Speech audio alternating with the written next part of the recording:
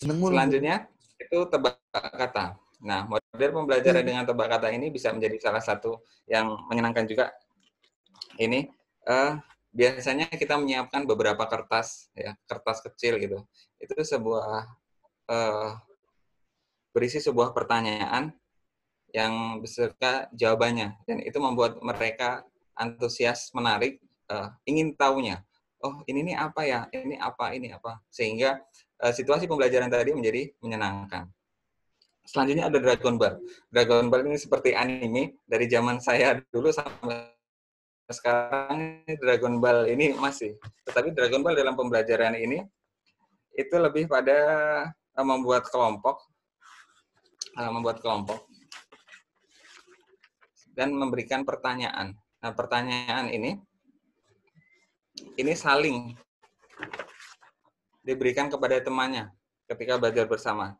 Jadi mereka diberikan bagian materi, dengan materi mungkin sama dengan kita diskusi, dan mereka saling silang apa yang mereka sampaikan, apa yang mereka pelajari, mereka sampaikan, dikonversikan dengan teman yang lain, itu menyampaikan materi itu, dan mereka menyiapkan sebuah pertanyaan, sehingga mereka masing-masing itu memikirkan apa yang mau mereka tanyakan dan apa yang mau mereka sampaikan. Yang selanjutnya itu adalah dengan alat peraga yang menarik. Jadi bagaimana kita mencuri star di awal tadi dengan alat peraga yang baik, itu mereka langsung merasa, oh ini sesuatu yang baru ini. Apa ini yang mau disampaikan? Itu mungkin kurang lebih beberapa model pembelajaran yang bisa kita terapkan di dunia pendidikan ini. Oke, selanjutnya, Ibu. Next. Nah, kita dapat mengimplementasikan pembelajaran yang menarik dan kreatif tadi, itu beberapa core ide-nya. Itu yang pertama, dalam hal merancang pembelajaran yang menarik dan kreatif itu adalah menciptakan imajinasi kreatif siswa tadi, yaitu bagaimana mempersiapkan peserta didik tadi yang mereka dari datang ke kampus, datang ke sekolah itu dengan sebuah situasi yang mungkin di rumah ada kurang menyenangkan atau apa, bagaimana kita mempersiapkan mereka biar siap belajar untuk menerima materi tersebut. Terus, yang kedua itu bagaimana membuat siswa terlibat total. Jadi tidak hanya kita sebagai pendidik, tetapi juga kita melibatkan peserta didik tadi untuk aktif dalam kegiatan pembelajaran. Selanjutnya menciptakan lingkungan belajar yang sehat. Yaitu di sini tidak ada diskriminasi, tidak ada yang menjudge, tetapi mau salah atau kurang dari jawaban tersebut, kita tetap memberikan reward, penghargaan atas keberanian peserta didik tadi dalam menyampaikan ide atau gagasannya. Selanjutnya itu memperkaya belajar. Jadi kita itu mempunyai wawasan untuk mengantisipasi apabila peserta didik tadi memiliki pemahaman dan tingkat pemahamannya masih dalam level tertentu, bagaimana caranya kita untuk meningkatkan pemahaman mereka untuk sampai ke level yang seharusnya. Yang selanjutnya, meningkatkan daya ingat dan performa. Nah, dengan sebuah pembelajaran yang langsung dan bermakna tadi, itu dapat meningkatkan daya ingatnya. Apabila hal berkesan, itu pasti akan diingat oleh peserta didik tersebut. Oh, itu tuh pas yang momennya ini. Jadi mereka akan mudah dalam mengingat hal tersebut.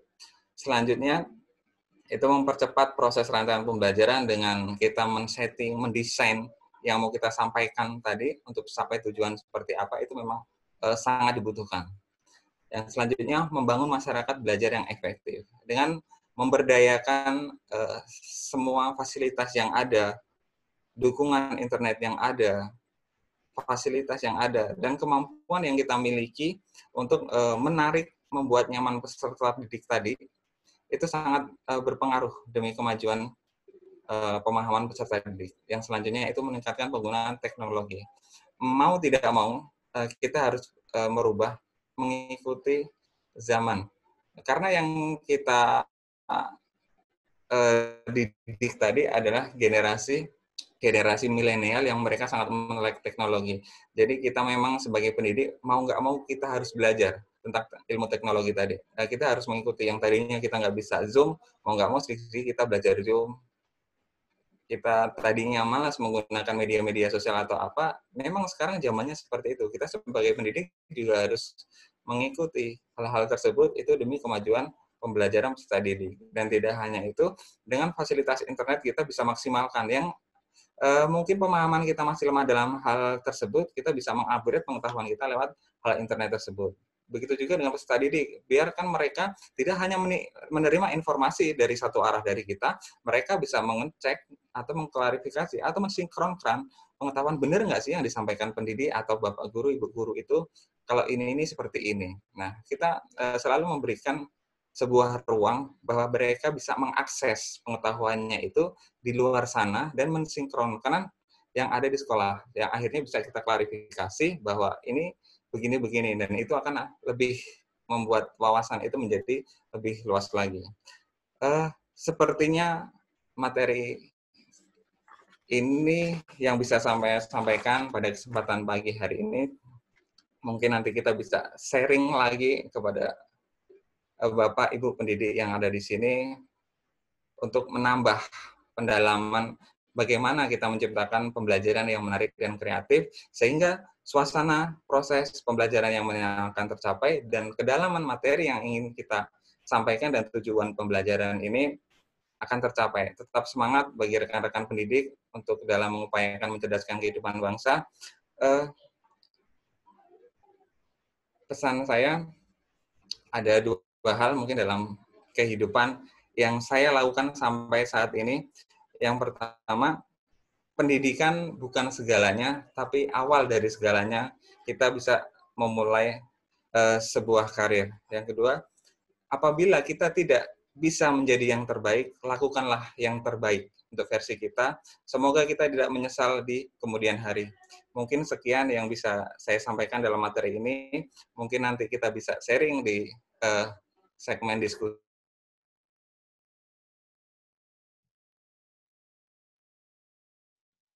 Ya, terima kasih Dr. Apri, luar biasa pemaparannya. Dan Kapasitas karena beliau yang saya ini, miliki. ya. Demikian dari saya. Wassalamualaikum warahmatullahi wabarakatuh. Waalaikumsalam warahmatullahi wabarakatuh. Terima kasih Dr. Apri, luar biasa. Just info saja bahwa Dr. Apri ini menyampaikan materi gabung webinar, beliau sedang di Jogja. Itu kalaupun ada kendala teknis terputus dan lain sebagainya, itu di luar daripada kesengajaan. Kemudian tadi ada yang menarik ya, bahwa menyampaikan pembelajaran itu juga seorang guru juga harus bijak. Tadi disebut dengan multiple intelligence misalnya.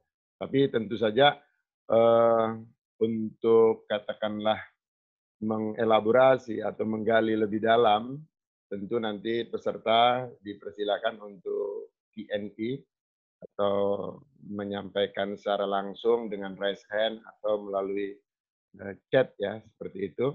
Kemudian tadi juga disampaikan bahwa generasi ini kalau boleh dibilang itu ada baby boomer kelahiran 4664, kemudian generasi X itu kelahiran 6580, dan generasi milenial 8199, generasi Z tahun 2000 kemari begitu ya. Dan Setit Pringsewu ini luar biasanya banyak juga dosen-dosen generasi milenial seperti tadi. Dr. Apri di usianya yang 33 tahun sudah doktor, mudah-mudahan nanti masuk 40 sudah guru besar. Dan yang lainnya menyusul. Kemudian tidak kalah muda, ini dosen kita juga masih dari kalangan milenial. Ibu Eri Purwanti, beliau lahir di Poncowarno, Lampung Tengah, 25 Februari 1991, 29 tahun, ya, 29 tahun sudah berkiprah malang melintang di dunia pendidikan. Beliau ini selain mengajar di Setit Pringsewu, beliau juga mengajar di UIN Raden Intan dari 2006 sampai sekarang. Mengajar juga di Pondok Pesantren Baitul Quran dari 2017. Yang menjadi kabar baik buat kita semua, beliau ini adalah anggota relawan Jurnal Indonesia untuk daerah Lampung. Kemudian juga pengelola Jurnal Manajemen Pendidikan Islam State Pringsewu. Saat ini sebagai sekretaris LPPM State Pringsewu. Pendidikan S1 beliau di Ekonomi Unila, kemudian S2 pendidikan, S1 pendidikan maksud saya, S1 pendidikan Ekonomi Unila, kemudian S2 juga S2 pendidikan IPS Unila, selesai tahun 2013. Berbagai macam publikasi yang sudah beliau lakukan, diantaranya adalah studi perbandingan hasil belajar ekonomi dengan menggunakan metode pembelajaran kooperatif tipe group investigation, kemudian juga yang terakhir implementasi penggunaan SPP, subject spesifik pedagogi tematik integratif untuk menanamkan tanggung jawab kerja keras dan kejujuran. Dari pengalaman yang banyak dan luar biasa ini dan berbagai seminar yang beliau ikuti, tentu akan sebagiannya dibagikan kepada kita sekalian, dan bagi yang berminat untuk berkolaborasi dengan beliau, karena beliau adalah anggota relawan Jurnal Indonesia atau RJI, bisa dihubungi beliau di kontak 0821 8593 2142. Namun meskipun umur 29 tahun, alhamdulillah sudah ada pria yang beruntung mendampingi beliau. Selanjutnya saya persilakan kepada Ibu Eri Purwanti untuk menyampaikan materinya. Saya persilakan. Waktu 25-30 menit sampai tuntas setuntas-tuntasnya. Saya persilakan Bu Eri. Bismillahirrahmanirrahim. Assalamualaikum warahmatullahi wabarakatuh. Waalaikumsalam warahmatullahi wabarakatuh. Yang saya hormati Bapak Dwi Rohmadi Mustafa MPD selaku Ketua SIP Pringsewu beserta jajarannya. Yang saya hormati Bapak Ibu peserta webinar yang pada hari ini mengikuti kegiatan ini, semoga dalam keadaan sehat walafiat. Dalam hal ini izinkan saya untuk menyampaikan beberapa materi webinar dengan tujuan dalam hal ini sama-sama belajar. Saya yakin bahwa Bapak Ibu yang mengikuti kegiatan webinar pada hari ini ilmunya lebih mumpuni atau lebih berpengalaman dibandingkan oleh diri saya sendiri. Izinkan saya untuk berbagi, kemudian kita belajar secara bersama-sama mengenai merancang pembelajaran yang menarik dan kreatif. Baik, sebelumnya telah dibahas oleh pemateri yang pertama bahwa untuk merancang pembelajaran yang menarik dan kreatif, salah satu di antara strategi, kemudian model, metode, itu adalah media pembelajaran. Dalam hal ini, saya lebih memfokuskan kepada media pembelajaran yang gunanya untuk menarik pembelajaran supaya nantinya menarik dan efektif. Kita ketahui bahwa di tingkat MI, Bapak Ibu sekalian, saya lebih memfokuskan pada media pembelajaran pada tingkat SD atau MI. Nah, pada tingkat SD atau MI, kita ketahui bahwa pembelajarannya itu harus lebih menarik, tidak monoton, kemudian bisa diiringi dengan permainan-permainan yang membangkitkan semangat mereka untuk terus belajar sampai waktu pembelajaran selesai. Apabila kita tidak menarik dalam menggunakan media pembelajaran, metode, dan strategi, siswa akan cenderung lebih bosan dan tidak bisa menangkap dari materi yang guru sampaikan kepada mereka. Nah, yang selanjutnya,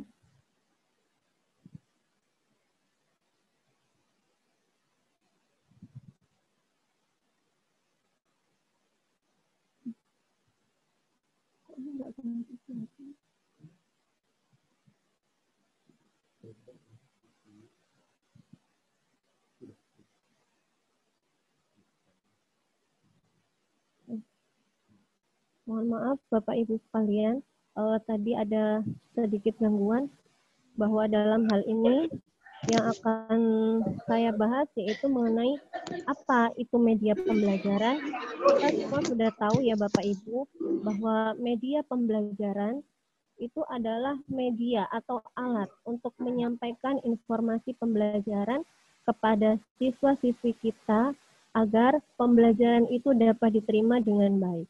Nah, kemudian yang selanjutnya adalah klasifikasi jenis media pembelajaran. Dalam hal ini, Bapak Ibu, mana yang digunakan dalam kegiatan sehari-hari dalam pembelajaran?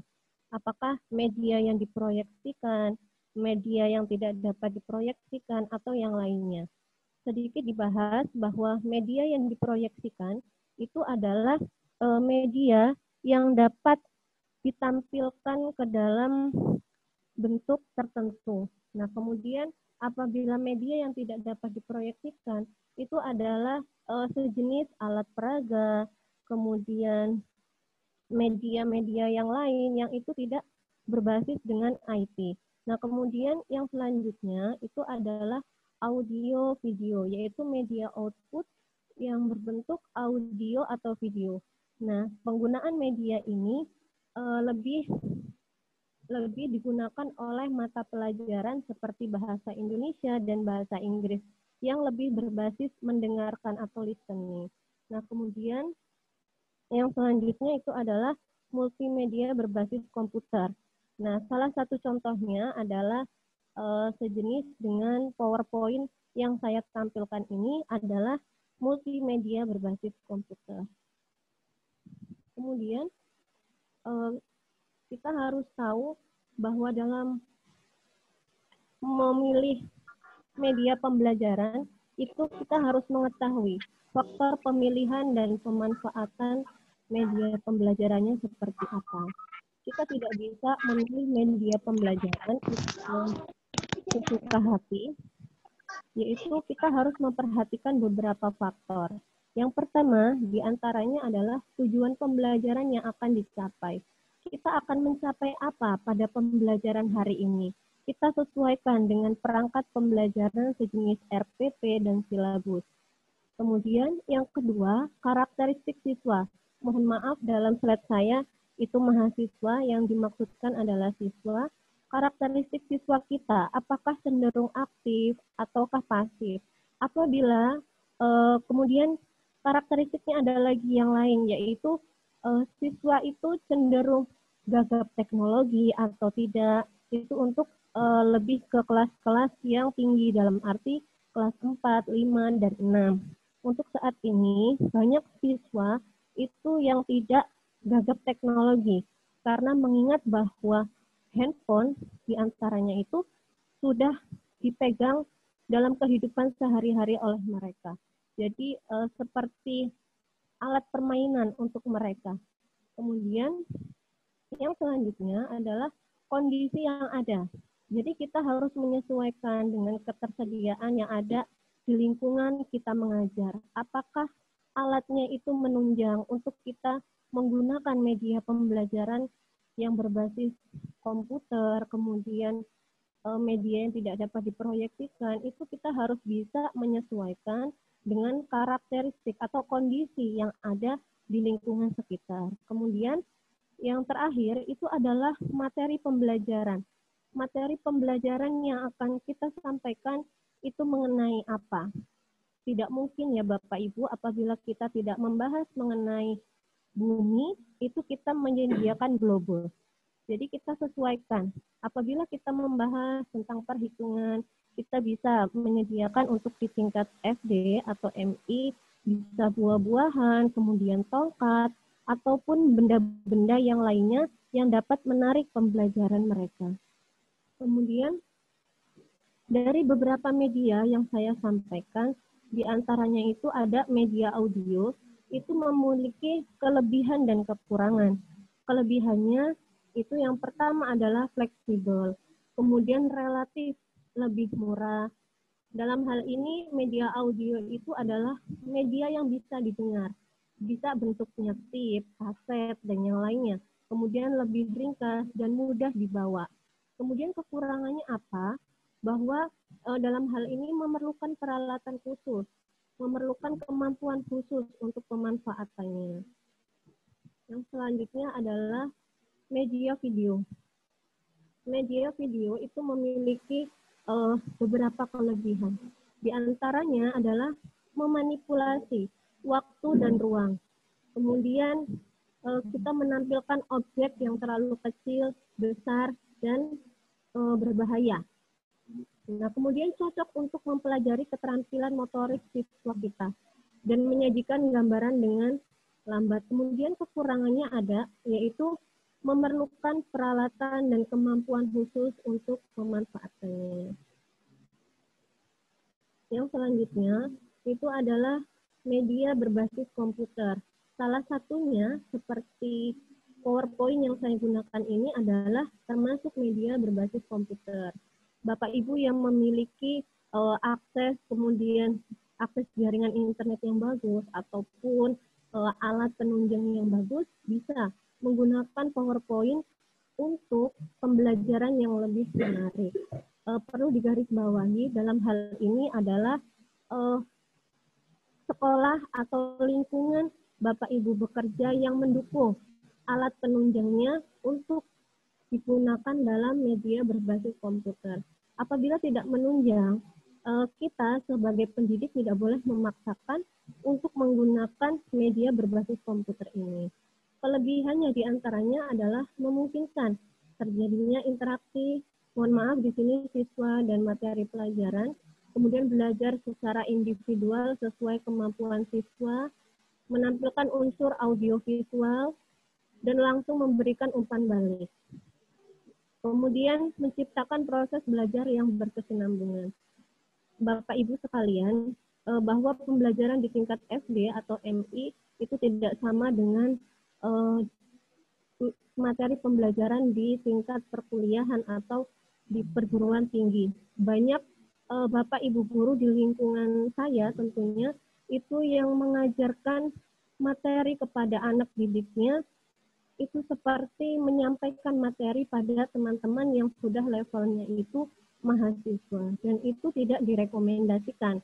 Karena apa? Mereka itu cenderung bosan apabila pembelajarannya seperti itu. Kemudian kekurangan dari media berbasis komputer itu adalah peralatan untuk memanfaatkannya masih mahal. Kemudian perlu keterampilan khusus untuk mengoperasikannya. Mungkin itu saja materi yang bisa saya sampaikan. Lebih dan kurangnya saya mohon maaf. Saya kembalikan ke moderator. Baik, terima kasih Bu Eri Purwanti, materi yang luar biasa dengan contoh PowerPoint yang menarik tentu saja. Sengaja kita berikan kesempatan Bu Ruli menyampaikan share screen sendiri. Pakai aplikasi WPS itu di hostnya kayaknya nggak ada.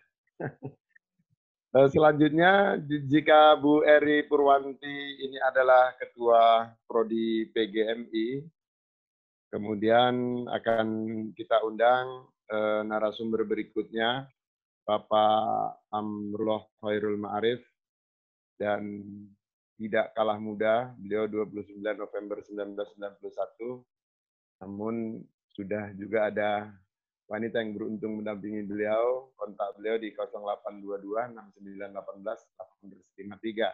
Pendidikan S1 beliau di pendidikan bahasa Arab UIN Raden Intan, kemudian menyelesaikan S2 tahun 2017 di prodi yang sama, pendidikan bahasa Arab UIN Maulana Malik Ibrahim Malang.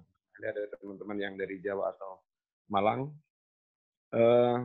Selain menjadi dosen di Stit Pring Sewu dari 2017 sampai sekarang, beliau adalah dosen luar biasa di UIN Raden Intan Bandar Lampung dan mengajar bahasa Arab di beberapa madrasah, Darul Ulum, MTS Ma'arif, dan di SMA Negeri 1 Banyumas.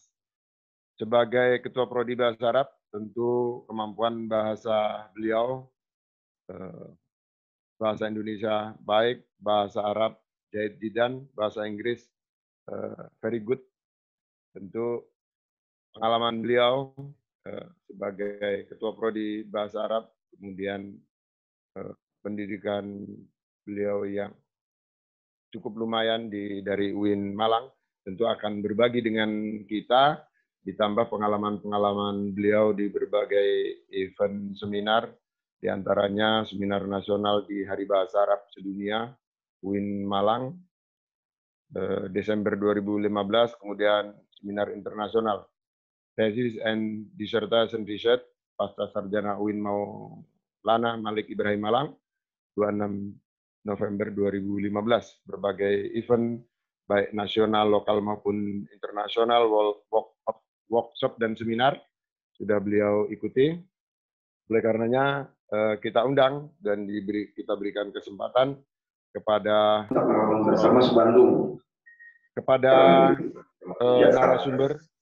Cuma Jakarta kalau kendaraan pribadi masih belum, rencananya di Aceh. Ada suara bocor ya, dimaklumkan. Saya persilakan kepada Pak Amrullah Hairul Ma'arif yang tidak kalah muda dari Ketua Prodi Bahasa, Ketua Prodi PGMI. Saya persilakan untuk menyampaikan paparannya. Saya persilakan. Waktu 25 sampai 30 menit ke depan.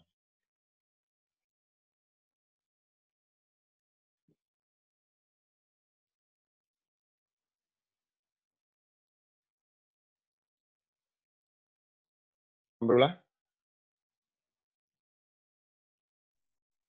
Ya. Sudah kedengar Pak ya? Ya, sip. Silakan Pak Am. Ya, Assalamualaikum warahmatullahi wabarakatuh. Waalaikumsalam warahmatullahi wabarakatuh. Alhamdulillah, salatu wassalamu ala rasulillah, wala hawla wala quwata illa billah, amma ba'dah.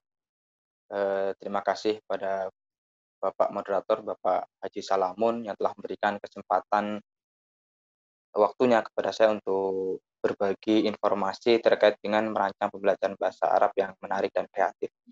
Selanjutnya yang kami hormati Bapak Dwi Rohmadi Mustafa, MPD, selaku Ketua Spring Sewu, Bapak Ibu peserta webinar, serta teman-teman mahasiswa yang mudah-mudahan selalu diberikan kesehatan, keberkahan, dan kerahmatan di setiap langkah dalam mengarungi kehidupan di dunia ini. Bapak, Ibu peserta webinar yang kami hormati, tadi sudah dijelaskan banyak hal terkait dengan merancang pembelajaran yang menarik, baik itu dari pemateri pertama itu yang sudah dijelaskan secara luar biasa, secara umum, dan disambung oleh pemateri yang kedua yang lebih membahas terkait dengan media yang bisa digunakan untuk pembelajaran di tingkat ibtidaiyah. Untuk pribadi saya, ini sesuai dengan background saya, sehingga saya ingin menyampaikan terkait dengan merancang pembelajaran yang fokusnya pada pembelajaran bahasa Arab. Namun yang menjadi catatan, memang materinya terkait dengan bahasa Arab, namun insya Allah ini bisa diterapkan untuk beberapa materi yang lain atau materi-materi selain daripada materi bahasa Arab. Ya, yang pertama, untuk merancang pembelajaran bahasa Arab, kita harus paham dulu terkait dengan bahasa Arab itu sendiri. Yang pertama, mungkin sudah banyak yang tahu, dan mungkin kalau searching atau browsing sudah bisa paham terkait dengan apa itu bahasa Arab. Bahasa Arab itu sendiri adalah bahasa yang digunakan oleh orang Arab untuk mengungkapkan tujuan atau pikiran, perasaan, atau hal-hal yang ada di dalam benak si penuturnya. Yang kedua, yang selanjutnya yaitu dalam pembelajaran bahasa Arab, kita harus paham juga unsur-unsur pokok yang ada dalam bahasa Arab itu sendiri. Kenapa? Karena ketiga unsur ini menjadi hal penting untuk pembelajar bahasa Arab atau orang yang belajar bahasa Arab untuk menguasainya. Yang pertama yaitu al-aswat atau bunyi. Maksudnya adalah pelafalan huruf-huruf Arab itu harus sesuai dan harus benar. Kenapa? Karena ketika itu tidak sesuai dengan aturan-aturan pelafalannya, maka ungkapan-ungkapan yang ingin kita sampaikan dengan menggunakan bahasa Arab itu akan tidak jelas maknanya. Contohnya misalkan seperti pengungkapan huruf H itu berbeda dengan huruf H.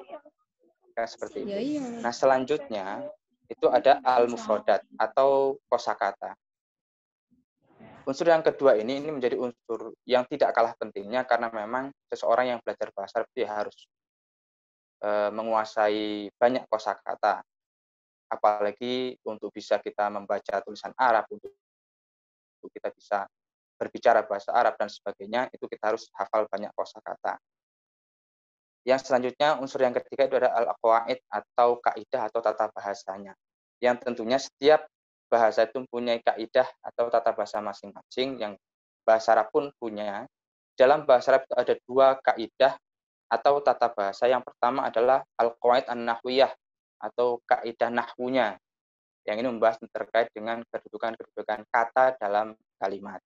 Yang selanjutnya ada al-qawaid as-sorfiyah atau qawaid sorof. Ini yang membahas tentang perubahan katanya. Sehingga yang membedakan adalah kalau nahwu itu membahas tentang kedudukannya, kalau sorof itu membahas tentang perubahan kata, misalkan dari kata akala menjadi ya'kulu, atau dari kata jalasa menjadi yajlisu, menjadi jalsan, dan lain sebagainya. Selanjutnya, setelah kita mengetahui 3 unsur pokok, sebenarnya tujuan pembelajaran bahasa Arab itu apa sih? Tujuan pembelajaran bahasa Arab atau tujuan belajar bahasa Arab secara umum adalah si pembelajar itu mampu menguasai ilmu bahasa Arab yang ketiga unsur pokok tadi seperti al-aswad, al-mufradat, dan al-qawaid. Selain itu juga pembelajar bahasa Arab itu dapat menguasai 4 kemahiran bahasa. Apa saja 4 kemahiran bahasa? Yang pertama ada maharoh al-istima', kemahiran atau keterampilan menyimak atau mendengar. Yang kedua, itu ada maharatul kalam atau keterampilan berbicara. Bagaimana seorang pembelajar bahasa itu bisa menyampaikan apa-apa yang ada dalam pikirannya atau perasaannya dengan menggunakan bahasa Arab dengan baik. Yang ketiga ada maharoh al-qiraah atau kemahiran membaca, keterampilan membaca. Yang ending dari maharoh al-qiraah ini adalah bagaimana seorang pembelajar bahasa Arab, seorang yang belajar bahasa Arab itu mampu memahami ide pokok atau isi dari teks-teks Arab yang dia baca. Yang terakhir adalah maharoh al-kitabah atau kemahiran atau keterampilan menulis. Nah, ini adalah bagaimana seorang yang belajar bahasa Arab itu mampu menulis Arab, baik dari kaidah-kaidah tulisannya seperti khat dan sebagainya, juga kemampuan untuk menulis dalam bentuk teks panjang atau paragraf. Nah, itu tadi adalah sepintas terkait dengan bahasa Arab, dari tujuannya, unsurnya, dan lain sebagainya. Nah, kenapa sih kok kita ini perlu belajar bahasa Arab atau perlu mempelajari bahasa Arab? Yang pertama, bahasa Arab adalah bahasa agama. Artinya, ini khusus untuk kita yang beragama Islam. Karena memang pedoman hidup kita sebagai umat Islam itu semuanya berbahasa Arab, baik itu Al-Quran, hadis, ataupun kitab-kitab rujukan, itu semuanya berbahasa Arab. Sehingganya bagaimana kita bisa mengaplikasikan itu ketika kita tidak bisa minimal membaca tulisan Arab yang terdapat dalam pedoman-pedoman hidup kita. Yang kedua, itu bahasa Arab menjadi bahasa internasional. Dan sekarang bahasa Arab itu menjadi bahasa internasional yang ketiga di bawah Cina kalau tidak salah. Sehingga ini juga kalau kita ingin go internasional, salah satunya ya kita juga minimal kita mengerti dan bisa bahasa Arab itu sendiri. Selanjutnya, bahasa Arab sekarang khususnya di negara kita tercinta, negara Indonesia, itu sudah mendapatkan perhatian yang luar biasa dari pemerintah. Apa bukti perhatiannya? Bahasa Arab itu sekarang tidak hanya diajarkan di pondok-pondok pesantren, namun juga dijadikan mata pelajaran wajib di madrasah-madrasah yang berlatar belakang Islam, di madrasah dari mulai MI, MTS, MA, bahkan sampai perguruan tinggi yang bercorak Islam. Namun yang jadi persoalannya sekarang adalah sebegitu pentingnya bahasa Arab untuk kehidupan kita, sebegitu pentingnya bahasa Arab untuk kita dalam menjalankan ritual-ritual bahasa Arab, namun mengapa bahasa Arab itu sendiri sekarang itu masih menjadi momok, masih menjadi mata pelajaran yang ditakuti oleh para peserta didik. Ya, ini pengalaman saya waktu baik itu ketika saya menjadi siswa ataupun pengalaman saya ketika menjadi guru di beberapa sekolah ketika mengajar bahasa Arab, siswanya saya sendiri pun sempat merasa tidak suka dengan bahasa Arab karena memang saya susah untuk memahami bahasa Arab itu sendiri, baik itu dari kaidahnya dan sebagainya. Perasaan saya itu ribet dan susah untuk memahaminya.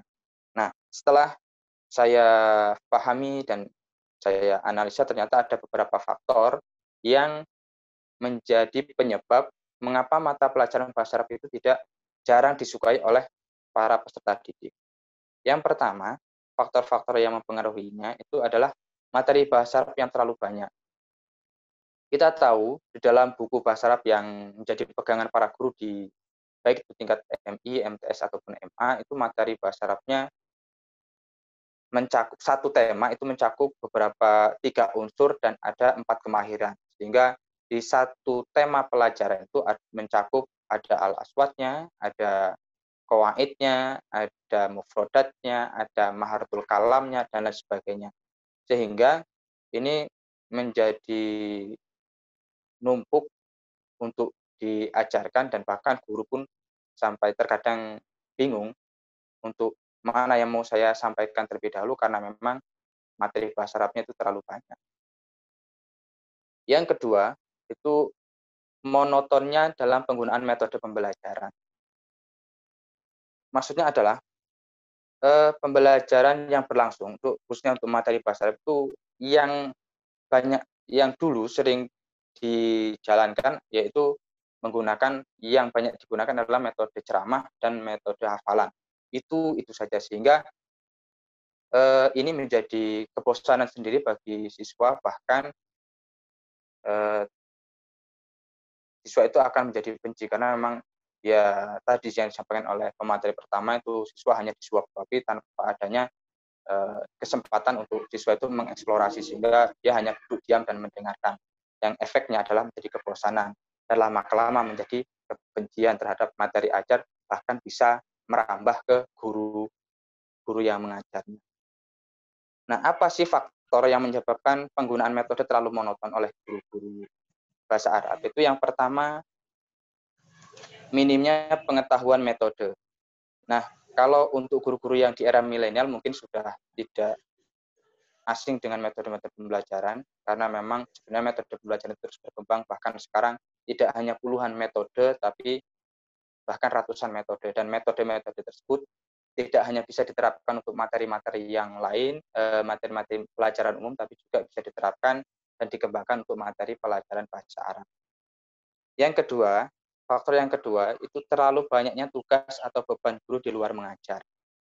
Nah, ini juga menjadi salah satu faktor guru itu kurang kreatif, guru itu tidak bisa mengembangkan metode pembelajaran yang akan dia gunakan, karena memang terkadang guru itu punya tugas atau beban di luar mengajar yang begitu banyak, sehingga terkadang untuk mengajarnya pun terlupakan, bahkan lalai untuk mengajar, sehingga yang terjadi hanyalah nitip tugas, dan nitip tugas, karena memang ada keperluan yang perlu diselesaikan seperti itu. Nah, ini jadi salah satu efek juga mengapa bahasa Arab itu menjadi mata pelajaran yang jarang disukai oleh para peserta didik.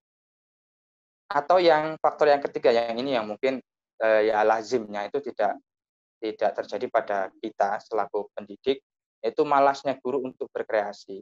Artinya guru itu ketika menyampaikan pelajaran yang penting menyampaikan. Jadi tidak ada kreativitas untuk mencoba berkreasi bagaimana sih agar pembelajaran itu menjadi terkesan menarik, sehingga siswa itu tidak bosan, sehingga siswa itu bisa aktif dan sebagainya. Jadi ada pedoman, yang penting saya ngajar, entah paham entah enggak siswa, yang penting saya sudah mengajar dan menggunakan kewajiban. Prinsip-prinsip ini yang harusnya kita kikis dan bahkan harus kita hilangkan. Seperti itu, karena sesuatu yang disampaikan tidak ada unsur keikhlasan atau tidak dalam hati, maka materi yang akan kita sampaikan itu tidak akan masuk ke hati si peserta didik itu sendiri. Seperti itu. Nah, selanjutnya itu adalah beberapa faktor penyebab mengapa bahasa Arab itu kurang disukai oleh peserta didik. Nah, solusinya apa? Agar materi yang terlalu banyak dan guru itu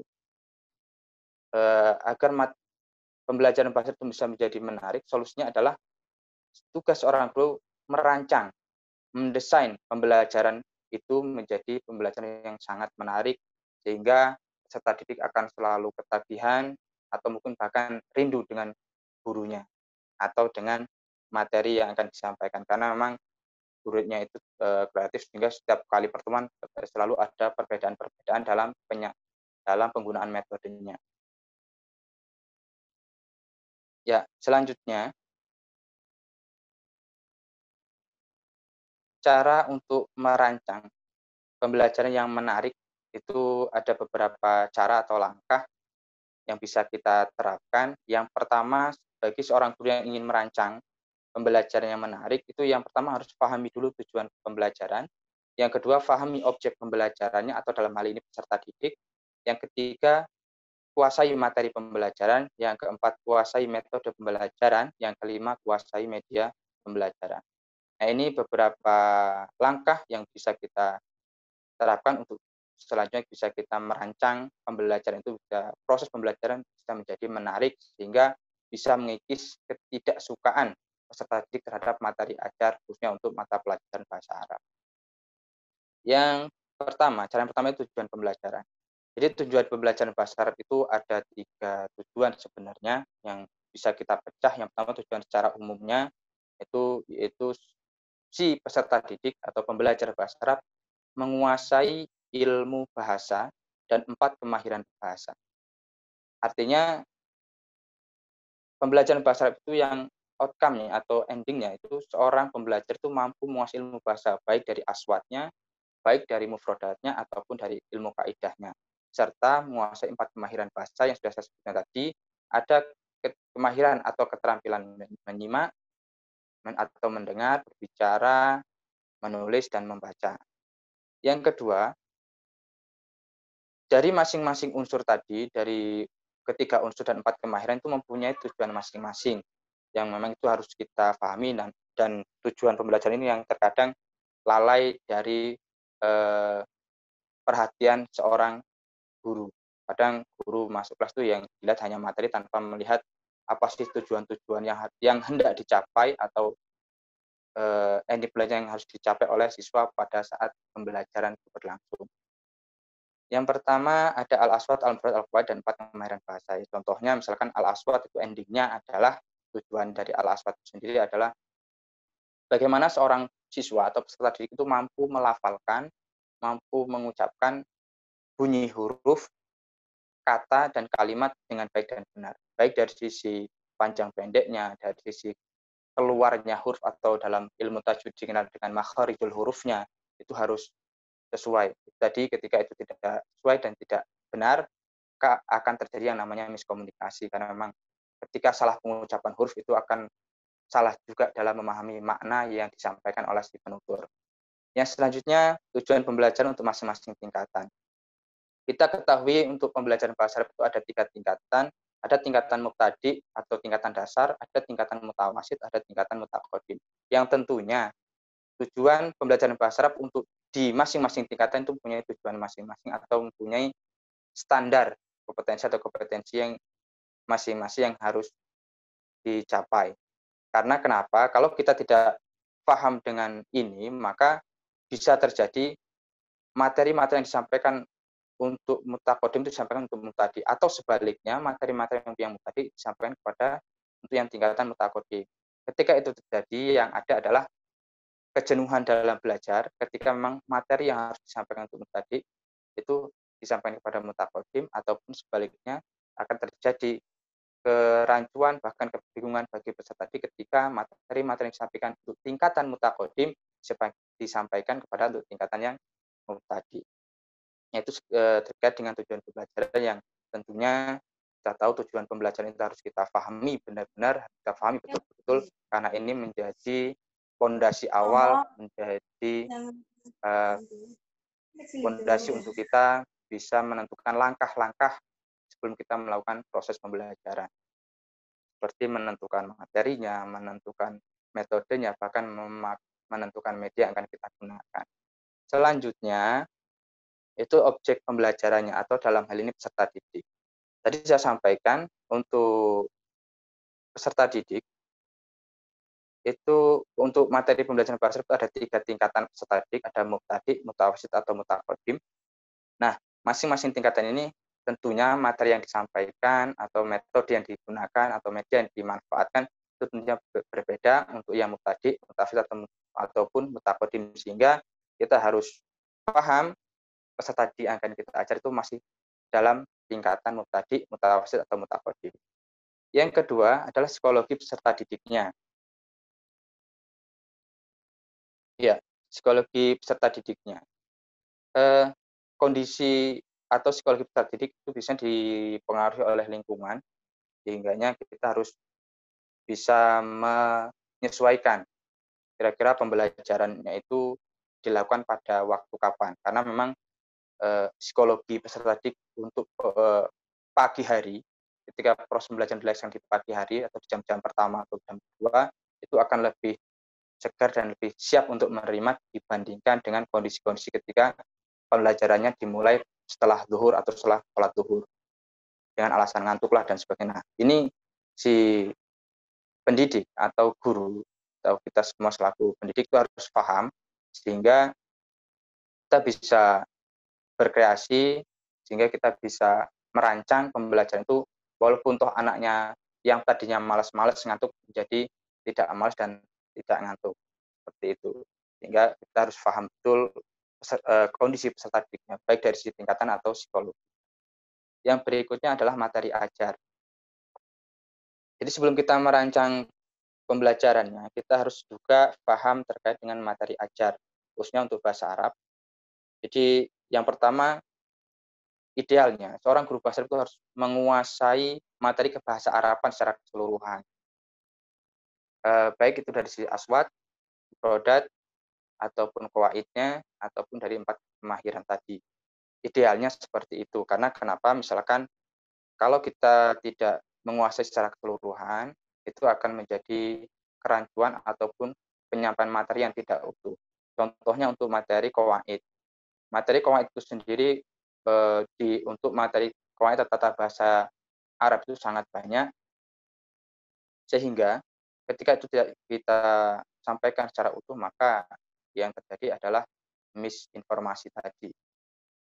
Contohnya untuk materi qawaid, misalkan seorang guru ingin menyampaikan terkait dengan jumlah fi'liyah misalkan, atau kalimat verbal.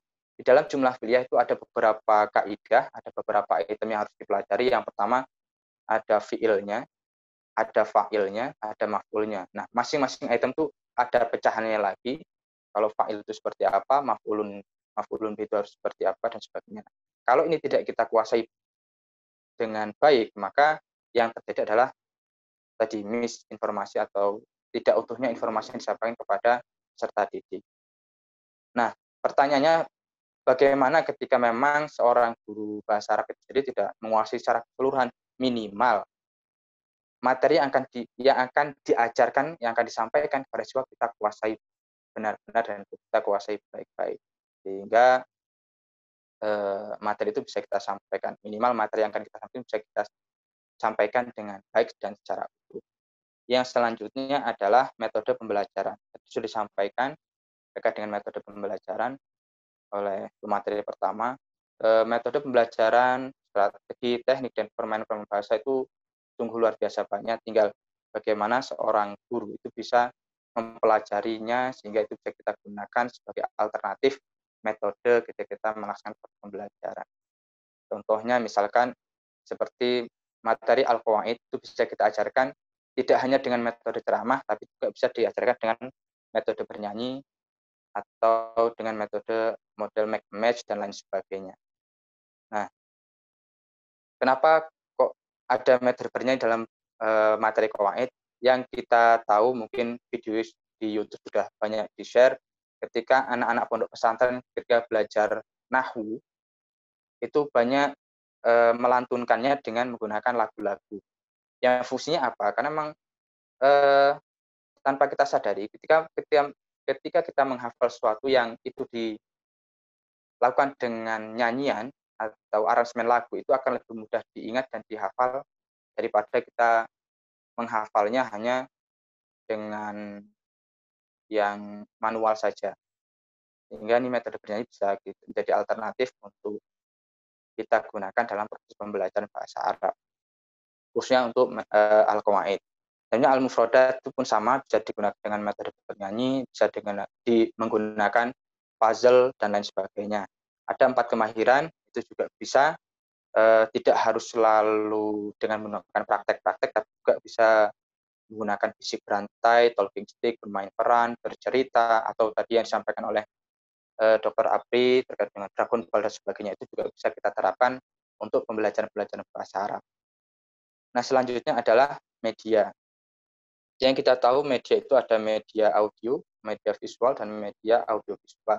Atau tadi sudah disampaikan secara menyeluruh oleh pemateri yang kedua terkait dengan media, yang intinya adalah media pembelajaran itu juga penting untuk kita kuasai, karena di generasi milenial ini ya media itu cukup berpengaruh untuk pemahaman siswa untuk siswa dalam memahami materi-materi yang disampaikan oleh gurunya. Yang menjadi catatan saya adalah seorang guru itu jangan terkungkung dengan pemahaman bahwa setiap media pembelajaran itu selalu berkaitan dengan teknologi. Itu tidak, karena media itu tinggal bagaimana seorang guru itu bisa meramunya. Bahkan yang barang-barang yang ada dalam kelas ketika kita mengajar itu pun bisa menjadi media pembelajaran yang cukup efektif untuk bisa kita terapkan.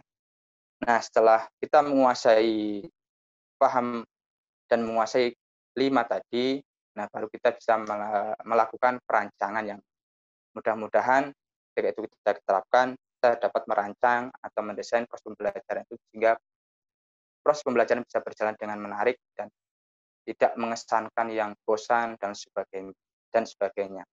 Nah, itu tadi beberapa materi, sedikit materi dari saya yang kami paham dan kami yakin Bapak Ibu peserta webinar ini juga yang senior-senior sudah banyak melintang dan sudah banyak makan asam garamnya di dunia pendidikan.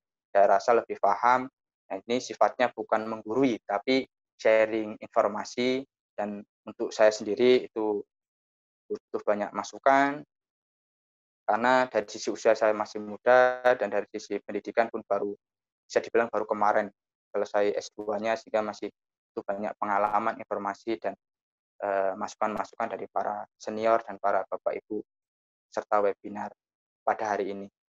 Yang jelas, pesan dari saya ketika kita menjadi seorang pengajar, itu ada istilah Arab, al-ilmu fi sudur laisa fi sudur, bahwasanya ilmu itu ada dalam hati, bukan ada dalam kertas.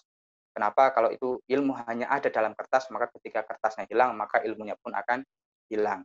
Sehingga ilmu itu harus kita sampaikan sampai menancap ke hati si peserta didik. Caranya bagaimana? Caranya adalah kita sampaikan materi ajar kita lakukan proses pembelajaran itu dengan hati, sehingga materi-materi yang kita sampaikan itu bisa sampai ke hati. Mudah-mudahan bermanfaat. Mohon maaf atas segala kekurangan. Kita lanjutkan dengan diskusi atau sharing di sesi berikutnya. Saya kembalikan ke moderator. Akhirnya, Assalamualaikum warahmatullahi wabarakatuh. Waalaikumsalam warahmatullahi wabarakatuh. Terima kasih Pak Amrullah, dan mohon maaf ada kendala teknis gangguan cuaca yang berdampak ke koneksi ya. Dipersilakan kepada Bapak Ibu peserta webinar yang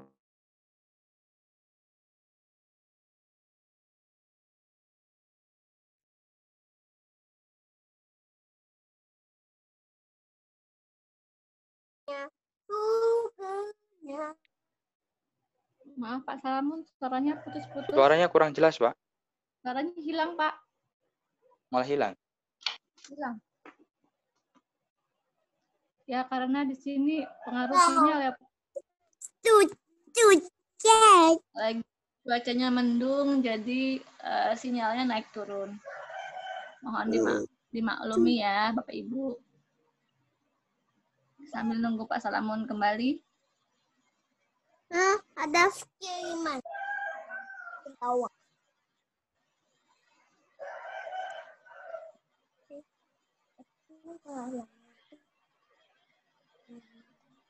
Halo, Pak Salamun.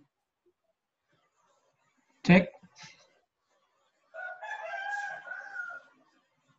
Yang dia berangkat. Mohon maaf.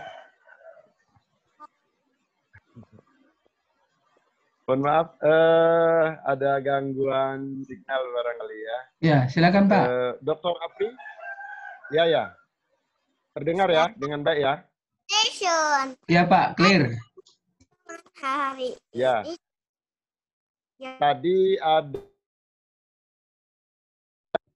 Tadi ada dari Magelang yang bertanya ke Dr. Apri. Dr. Apri, apakah sudah di ruangan?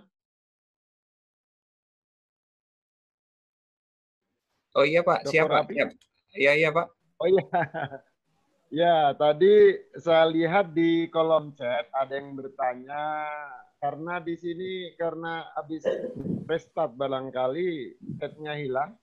Pak Dr. Randes yang dari Magelang boleh ini Pak, boleh bersuara. Tadi dari Magelang ada yang bertanya bagaimana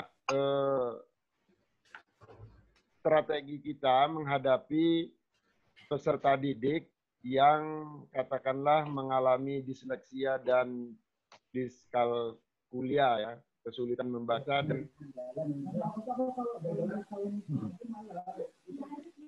mudah-mudahan sudah ada kabar baik karena Dr. Apri ini juga menulis buku tentang kesulitan belajar matematik. Sepertinya penanya ini sudah ada bocoran, Mbak. Dr. Apri bakal menerbitkan buku ini sehingga dia tanya bagaimana peserta didik yang ada kesulitan disleksia dan diskalkulia ini. Kemudian atau kalaupun misalnya yang saya sampaikan belum sesuai dengan ekspektasi penanya, boleh raise hand atau saya lupa catat namanya tadi, tapi di kolom chat ini kemudian hilang ya. Hilang iya, ini saya cari di kolom chat cuma ada pertanyaan Bapak Imam. Bapak Imam. Pak Imam siapa itu namanya? Bapak Imam. Saya japri ke Pak Apri tadi ya? Tidak Pak. Halo? Tidak ya. Halo. Oh, Dr. Andes Ari Supriyatno kalau nggak salah seperti ini. Ya, Pak Ari betul, Supriyatno? Iya betul Pak. Saya itu pertanyaan Pak Ari ya. Oke. Ya, biar tidak keliru, saya menyimpulkan Pak Ari langsung bertanya langsung, kita kasih kesempatan bertanya kepada Dr. Apri. Tapi saya lihat ini sangat aktif luar biasa Pak Ari. Ya, jadi tidak kalah semangat dengan yang generasi milenial. Pertanyaannya ada dua, satu untuk Bu Eri ya. Nanti yang betul Bu Eri Purwanti. Pak untuk Dr. Apri Pak. Ya. Untuk mungkin ke Dr. Apri dulu Pak ya. Iya. Untuk ke Bapak Dr. Apri Wahyudi, dokter muda yang aktif, salut, selamat ya.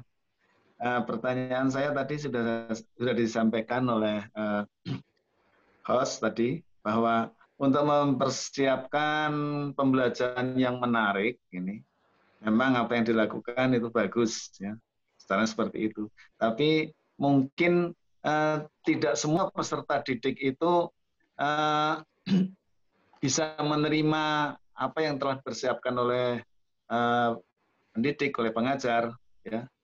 Terutama sekali bagi anak-anak yang mengalami hambatan belajar, ya, hambatan belajar, misalnya tadi sudah saya sampaikan diskalkulia, disleksia, gitu ya. Nah ini anak-anak ini sebetulnya mereka cerdas, gitu ya, cerdas. Tetapi mungkin dalam bidang mapel tertentu, diskalkulia, dia akan menghadapi materi matematika, dia seperti dunia ini mau kiamat, gitu loh. Demikian pula disleksia, ya. Ini juga mereka kesulitan untuk membaca, menulis, memahami. Nah, ini persiapan apa yang perlu dilakukan oleh pendidik, ya, dalam menghadapi ini? Karena mungkin Bapak Ibu guru TK, PAUD, SD itu belum mengetahui masalah hambatan belajar apa. Mereka tahunya ini nggak bisa mengikuti pelajaran matematika, menulis, ya, belum memenuhi KKM, akhirnya anak tersebut tinggal kelas, kan kasihan. Terima kasih Pak Dr. Apri. Oke, terima kasih Pak. Ya, silakan lanjut. Pak Salamon, langsung atau bagaimana? Langsung aja, langsung biar nggak ini. Silakan dokter. Terima kasih Pak, pertanyaannya kita sama-sama sharing. Saya yakin Bapak Dr. Andes Ari Supriyanto ini pasti sudah memahami keadaannya seperti apa, hanya sekedar sharing, jadi mungkin bisa dapat informasi yang lain, bisa di-mix atau bagaimana. Yang saya tangkap ya Pak, mohon maaf jika ada salah atau kurangnya. Jadi strategi atau metode mengajar yang saya sampaikan tadi benar, itu untuk menghadapi anak-anak mungkin yang umum ya Pak, cuma ada beberapa peserta didik itu yang mengalami kelemahan dalam berbagai hal, misal disleksia, kesulitan membaca, atau pembelajaran matematika, atau yang lainnya, itu akan menimbulkan kesulitan. Nah, seperti yang saya sampaikan tadi, bahwa manusia atau anak itu lahir dengan 8 kecerdasan, dan ada 3 kecerdasan yang menonjol, yang itu mungkin ada yang mata pelajaran dia itu memang favorit, Pak. Memang favorit sehingga anak itu di kelas itu jadi sorotan. Oh, dia ini pintar, dia ini. Sebenarnya dia nggak kuasain gitu, Pak. Itu memang sering terjadi. Jadi kita sebagai pendidik memang harus sadar benar. Bagaimana keinginan peserta didik, bagaimana kompetensi, kemampuan peserta didik